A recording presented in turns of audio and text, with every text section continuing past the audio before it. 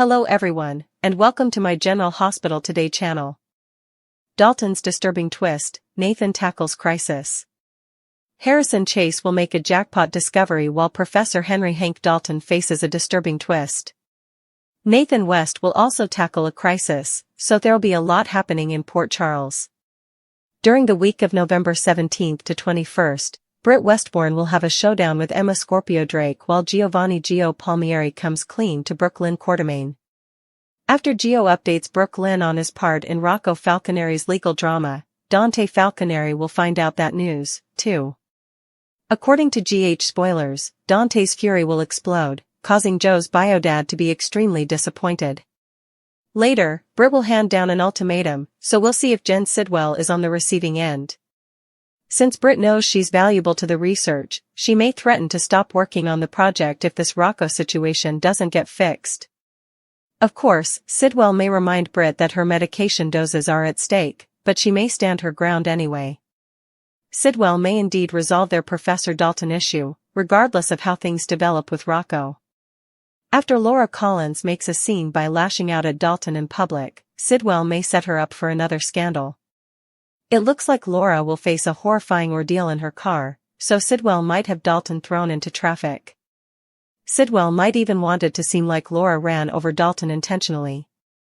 Whatever the circumstance, Laura may be dealt a severe blow by the election results and must also deal with Dalton's car horror. While Britt becomes agitated, Nathan will jump into action and assist Laura with the aftermath of the Dalton incident. Once Britt finds out Dalton is deceased, she may assume Sidwell is responsible and fears she could be next. Jason Morgan will put Britt through a grilling session later, so he may want answers about the research and why Dalton became a fatal target. As for Carly Spencer, she'll face Jack Brennan's interrogation and may have to cover any slip-ups that might hint at her plan with Valentine Cassadine. At the Metro Court, Sonny Corinthos will stop by Michael Corinthos' table as he's dining with Jacinda. Jacinda and Sonny will trade introductions, but Sonny may have an issue with Michael's alibi and this fake romance he's carrying on. After Chase fights harder on his personal investigation for Willow Tate's sake, he'll ultimately have something to report to Alexis Davis. Will that involve good reasons to believe Ezra Boyle was with Jacinda the night of Drew Kane's shooting? Could new evidence point in that direction?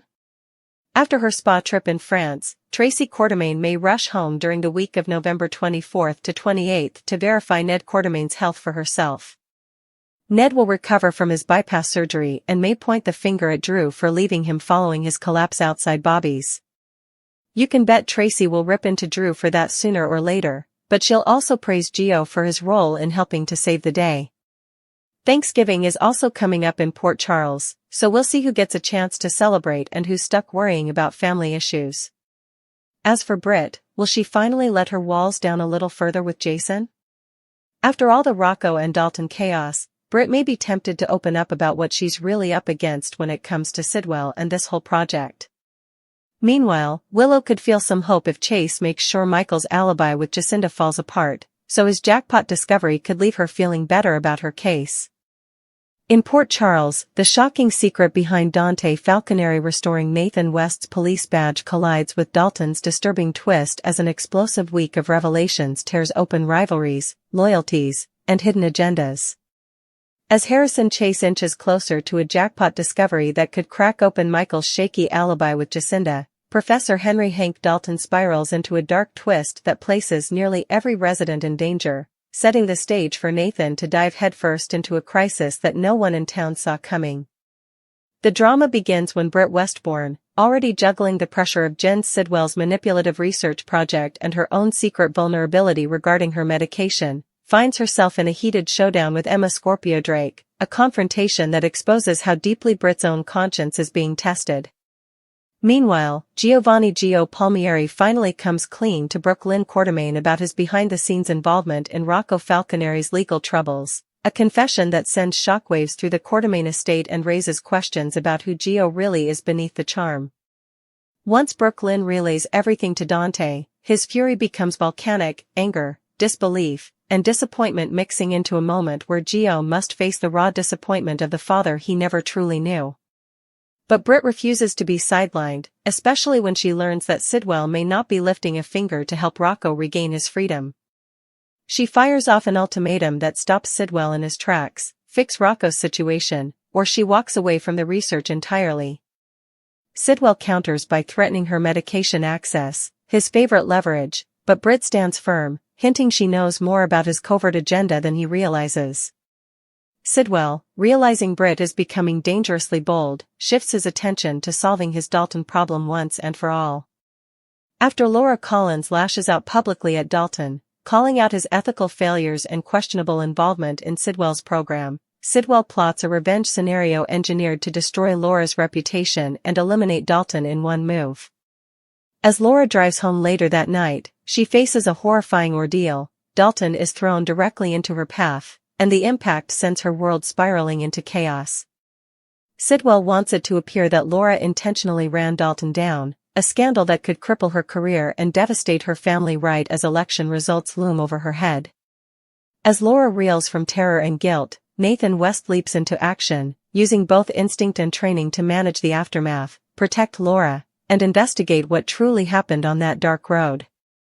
His heroic intervention is exactly why Dante fights to restore Nathan's badge, because he sees in Nathan not only a dedicated officer, but a man who still serves and protects even without the authority that was stripped away from him unjustly. Dante knows corrupt forces within the PCPD contributed to Nathan's downfall before, and restoring his badge is not just justice, it's insurance against the larger conspiracy brewing in the shadows.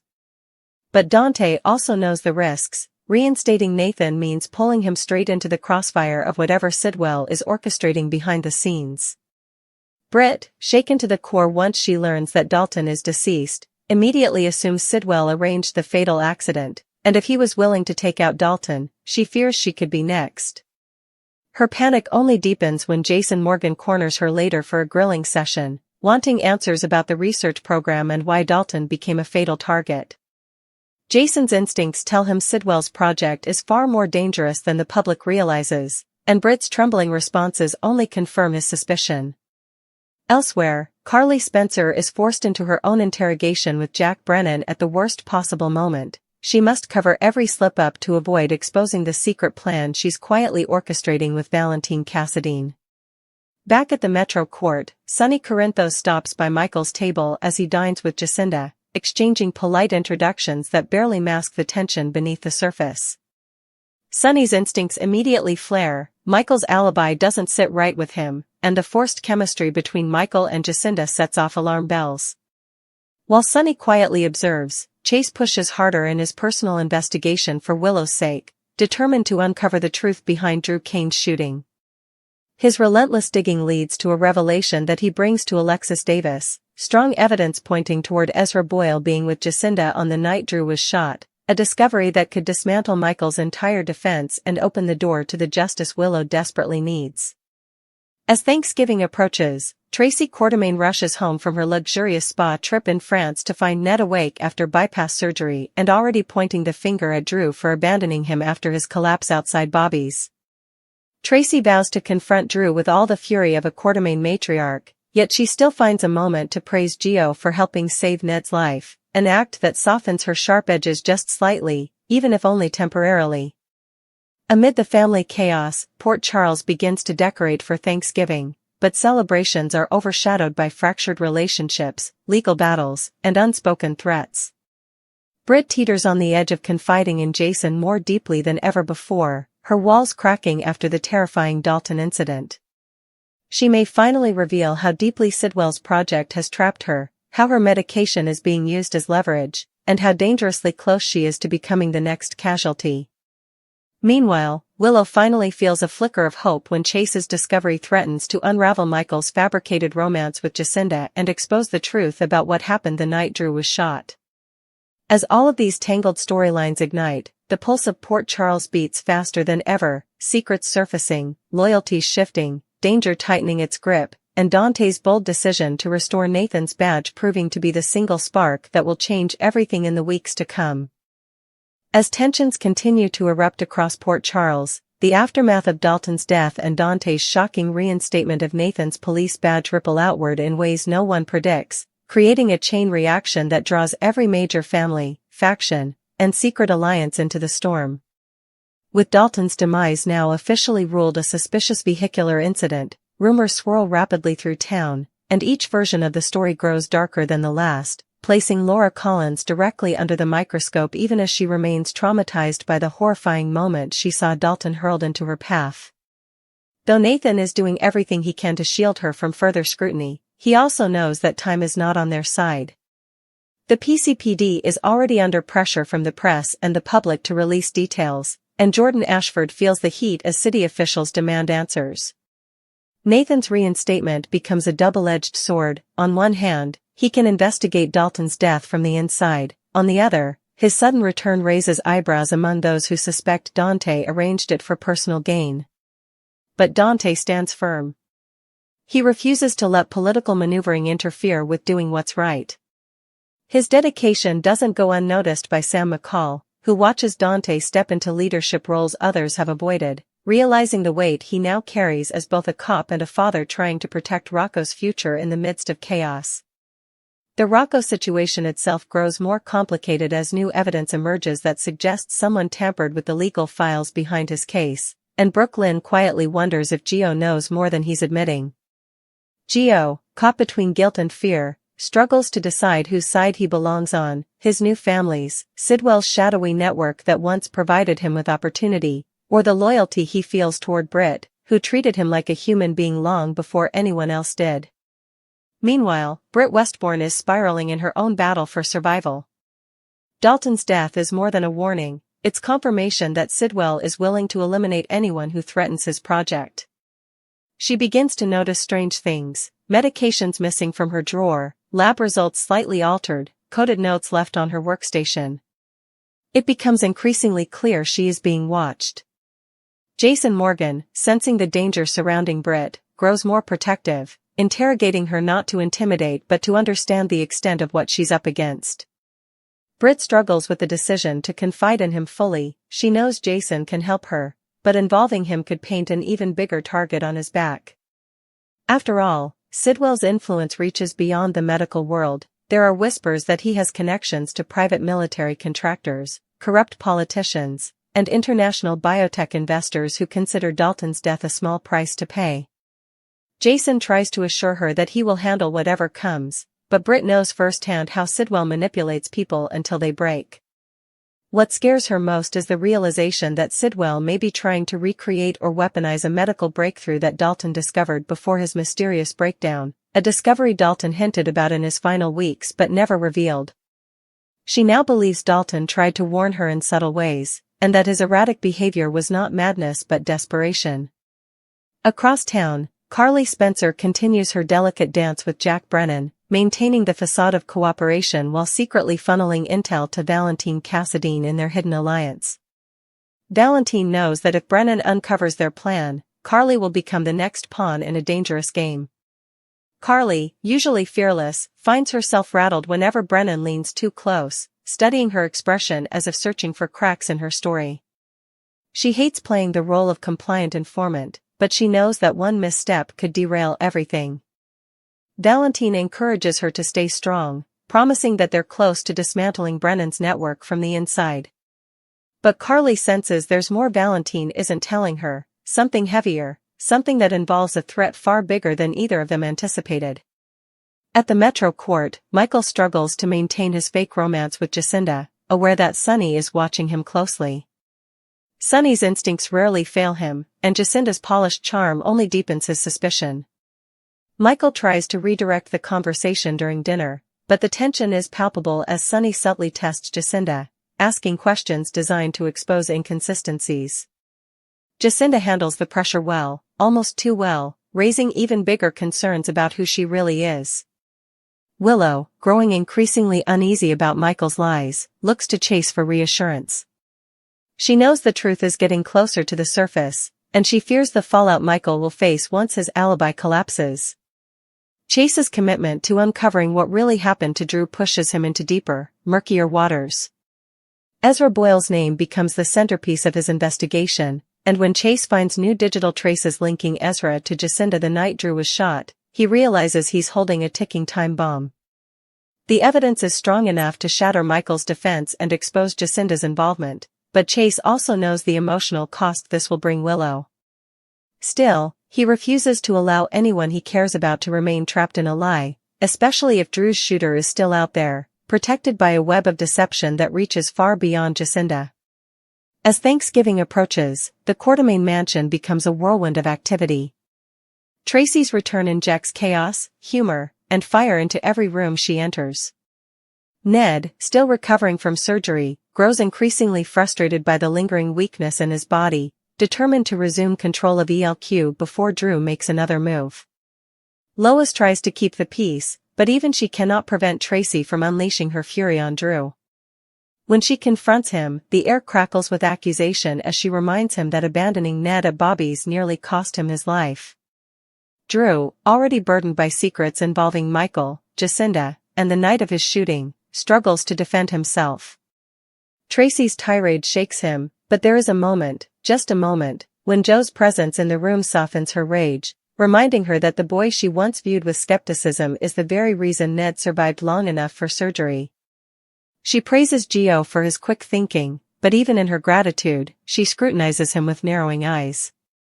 Something about Gio doesn't fully add up, and Tracy knows better than anyone that new Quartermains, or newly discovered cousins, always come with complications. Throughout town, decorations go up for the holiday, but no one feels the usual warmth. Laura remains haunted by the image of Dalton on the asphalt, waking from nightmares in a cold sweat. Alexis Davis works overtime helping her navigate the legal and political fallout, reminding her that truth, no matter how grim, will always rise.